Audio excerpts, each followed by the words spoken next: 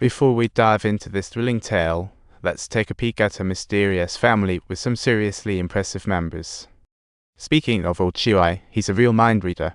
Instead of confronting the prosecutor directly, he first schmoozed his relative, and boy, the results were impressive. In Korea, being a prosecutor is like having VIP access. A few words from them and the police chief is as obedient as a well-trained puppy. The chief is keen on losing his job over a little drama, so even though they're kin, old Choi knows how to show some golden gratitude. In Korea, golden cicadas mean gratitude, hinting prosecutors will be richly rewarded for cooperation. Big Choi is never trusting. After being backstabbed by his own subordinates too many times, this time's different. He finally sees old Choi's talent and lets his guard down. With one relying on brains and the other on brawn, they soared to success, until the Yamaguchi Gumi from Japan decided to throw a party, investing in several hotels. The hotel industry business was handed over to Big Choi's gang. Talk about a cozy way to rake in cash, practically moving the underground casino into plain sight. The Japanese aren't fools, as they also want to grease the wheels with local officials to help Big Choi, but socializing with them isn't exactly his forte. Even if some officials are stubborn as mules, he has no choice but to pretend to cooperate, following old Choi's lead while showcasing his chameleon-like social skills. At this time, Big Choi seemed a puppet emperor. One might think old Choi the gang's boss. However, trouble was brewing as two tigers can't share the same mountain. Little Horse discovered Long Mao had appropriated 200,000. And he wasn't shy about wanting his cut. This jolly boxing coach wasn't pulling any punches. After all, Long Mao never respected such petty scoundrels, and he had just about reached his breaking point. Subtitles. Old Choi seized the moment to act, angrily standing up for Little Horse and shouting, "You little scoundrel, you're really beyond the pale. You kid better stand still. I'll show you why they call me Big Choi. You better brace yourself, kid, for my fists are gonna reveal the truth. You little troublemaker, you truly know how to stir up trouble." Meanwhile, old Choi overlooked that Long Mao had an owner too, and that owner was definitely not in a good mood. Subtitles. Big Choi expressed his dissatisfaction in a different way after he killed Long Mao. Big Choi remarked thoughtfully, "Boss, this drama is a real ensemble performance. How about you put your hands away first?" That look on your face made me realize I've always been an outsider here.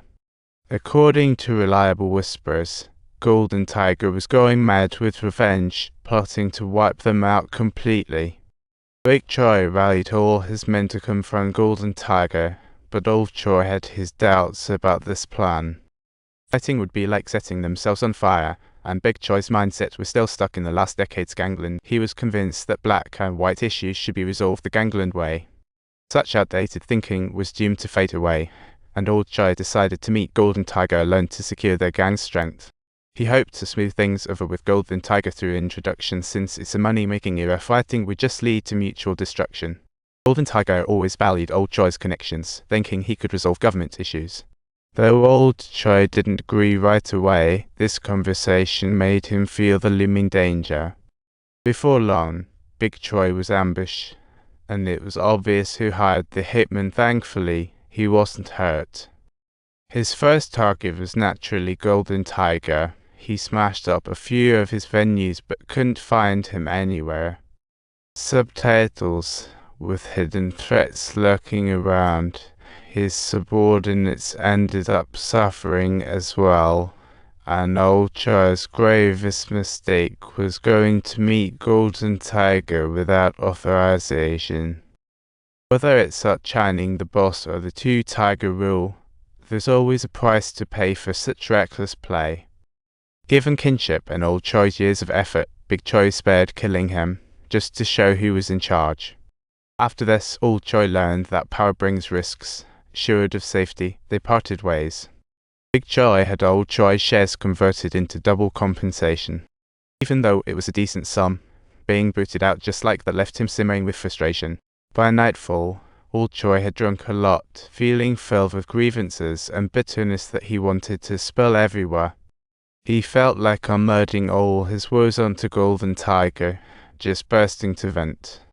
Actually, Golden Tiger was well aware of old Choi's plight before he even arrived, which was a huge headache for him.